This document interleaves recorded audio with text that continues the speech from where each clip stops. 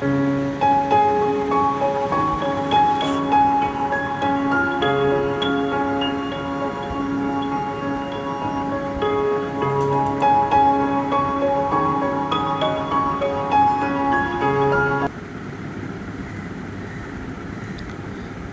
Friend, welcome to it and repeat. কেমন আছো সবাই? আশা করি সবাই খুব ভালো আছো। আর আজকে চলে এসেছি ডিনার প্লেট নিয়ে। আর ডিনারে বানিয়েছিলাম বেবি নান আর কাবলি চানার তরকারি। তা একদমই সিম্পল পদ্ধতিতে আমি বানাচ্ছি।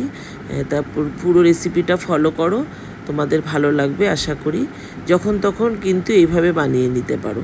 তা এখানে আমি ময়দা নিয়ে নিলাম প্রায় 3 থেকে 4 কাপ মতন। যে যতটা কোয়ান্টিটিতে করবে সেইভাবেই নেবে। দিয়ে দিলাম নুন একটু, আর 2 চামচি মতন চিনি, আর 2টো ডিম দিয়ে দিয়েছি। আর এখানে একটুখানি সাদা তেল আমি 2 টেবিল চামচ মতন সাদা তেল নিয়ে নিয়েছি। আর এই যে ইস্ট দিয়ে দিলাম আমি প্রায় 1.5 চামচ মতন। তা একদমই সহজ পদ্ধতিতে বানাচ্ছি, দেখে নাও। এইভাবে কিন্তু যখন তখন এটা করে নিতেই পারো। তা এটাকে ভালো করে একটু মিশিয়ে তারপরে আমি ময়দাটাকে একটু মেখে নিলাম। তা খুব সুন্দর করে একটু মাখতে হবে। তা এরমভাবে একটু মেখে নিয়ে তারপরে এবার আমি একটুখানি হাতে করে একটু তেল নিয়ে তারপরে একটু তেলের মধ্যে দিয়ে ভালো করে আর ময়দাটার গায়ে লাগিয়ে তারপরে একটু ঢাকা দিয়ে আমি প্রায় আধ ঘন্টা থেকে 45 মিনিট পর্যন্ত একটু ঢাকা চাপা দিয়ে রেখে দেবো। এবার দেখো, চানাটাকে আমি সেদ্ধ করে নিয়েছিলাম। দুপুরবেলায় আমি চানাটা সেদ্ধ করে রেখেছি। আর এখানে দেখো এই যে কালো কালো লাগছে, তার কারণ হলো এই যে আমি পটলিটা নিয়েছি, এই পটলিটার মধ্যে একটু চা পাতা, তারপরে একটু গরম মশলা যেমন এলাচ লবঙ্গ দারচিনি একটু দিয়ে তারপরে এই পটলিটা আমি বেঁধে রেখেছিলাম। তার জন্য এই কালারটাও এরম এসছে, আর স্মেলটাও বেশ ভালো হয় তাতে। আর চানাটা বেশ সুন্দরভাবে সেদ্ধ হয়ে গেছে। তার মধ্যে 2টো আলুও আমি সেদ্ধ করে নিয়েছি। আর কড়াইতে দিয়ে দিলাম তেল। তেলের মধ্যে এখানে 3টে পেঁয়াজ আমি কুচি করে রেখেছি, সেটাও দিয়ে দিলাম।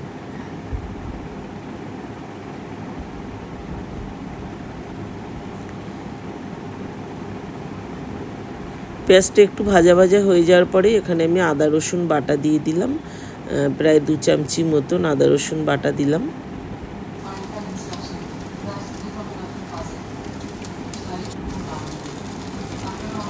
এটা একটু কষে আসার পরেই দিয়ে দিলাম হলুদ গুঁড়ো, তারপরে দিয়ে দিলাম কাশ্মীরি লঙ্কার গুঁড়ো, আর এখানে আমি দিয়ে দিলাম একটু টমেটো সস। আর এই মশলাটা হচ্ছে চানা মশলা, দোকান থেকে কিনে এনেছি চানা মশলার প্যাকেট, ওটা দিয়ে করলাম। একদম সিম্পল পদ্ধতিতে বানাচ্ছি তো, আর খুব বেশি রিচ করেও করছি না। তা একটু কষা হয়ে গেলেই মশলাটা, তারপরে দেখো আলুগুলোকে আমি হাত দিয়ে ম্যাশ করেই দিয়ে দিলাম এর মধ্যে। এবার আমি চানাটাকেও ঢেলে দিলাম। ওই জলটা সমেতই কিন্তু চানাটা দিতে হবে, তাতে কিন্তু কালারটা খুব সুন্দর আসে। চানাটা দেখো ফুটে এসছে। খুব বেশি সময় লাগে না এইভাবে চানাটা বানিয়ে নিলে। আর এবার আমি দেখো একটু তেঁতুলের পাল্প দিয়ে দিচ্ছি। এটা সম্পূর্ণই অপশনাল, চাইলে দিতে পারো, না চাইলে নাও দিতে পারো, তবে তেঁতুলের পাল্প দিলে খেতে বেশ ভালো লাগে। সবশেষে একটু কসুরি মেথি হাতে ডলে তারপরে দিয়ে দিলাম। এবার কিন্তু আমার চানা রেডি হয়ে গেল। এইভাবে বানালে কিন্তু একদম খুব চটজলদি হয়ে যায়। এবার চলো নানটাকে বানানোর জন্য ময়দাটা দেখি কত দূর কী হলো। প্রায় আধ ঘন্টা পরে চলে এসেছি। ময়দাটা দেখো অনেকটা বেশ ফুলে গেছে।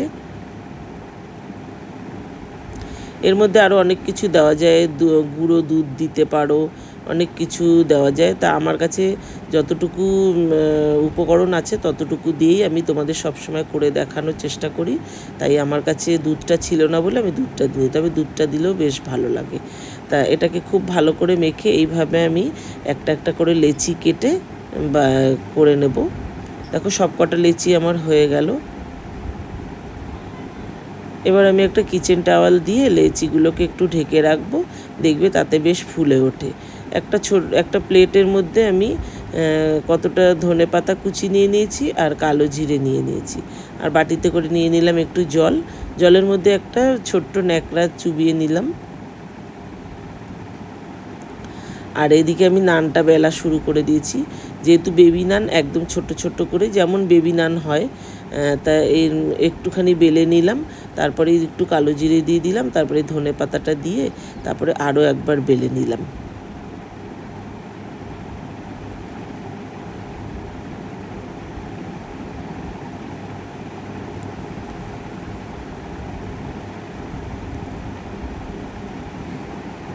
তা দেখো এইভাবে বেলে আমি তুলে নিলাম।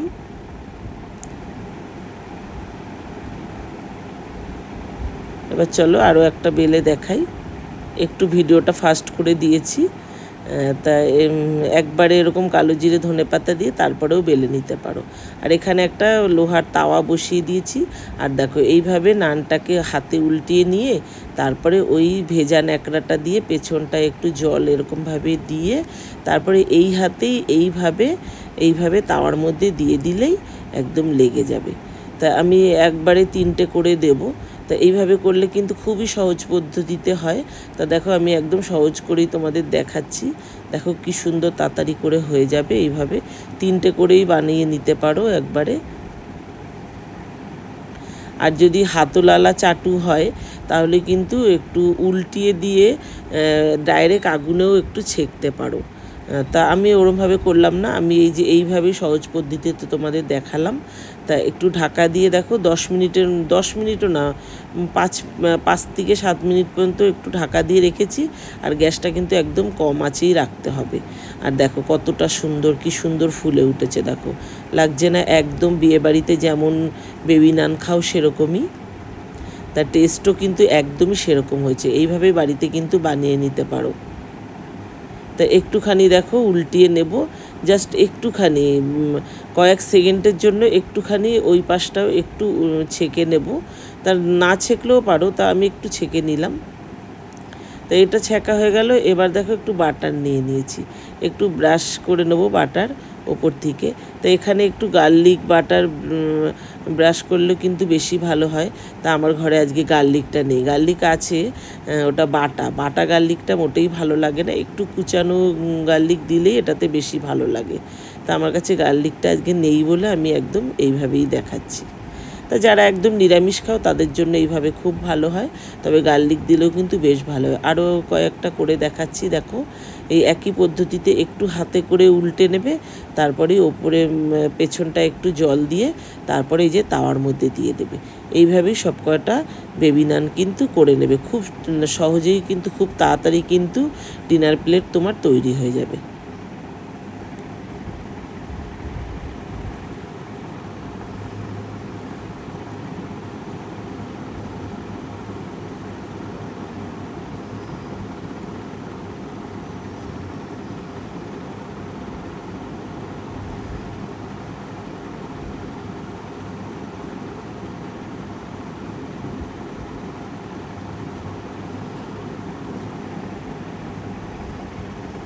তো দেখো হয়ে গেল। এবার চলো প্লেটিংটা করে নিই।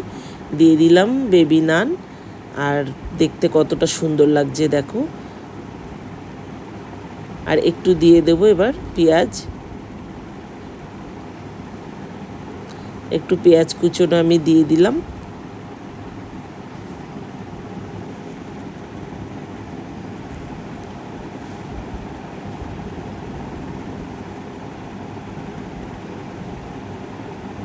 তারপরেই দিয়ে দিলাম 1 বাটি চানা। আর চানাটার উপরে আমি একটু জুলিয়ান করে কাটা একটু আদা দিয়ে দিলাম। দেখো এটা একটু ডেকোরেশনের জন্য দিলাম। দেখো কত সুন্দর লাগছে না ডিনার প্লেটটা। কেমন লাগলো তাহলে রেসিপিটা অবশ্যই কমেন্টে জানিও। ভালো লাগলে প্লিজ একটা লাইক শেয়ার করে দিও, আর চ্যানেলটাকে অবশ্যই সাবস্ক্রাইব করে দিও।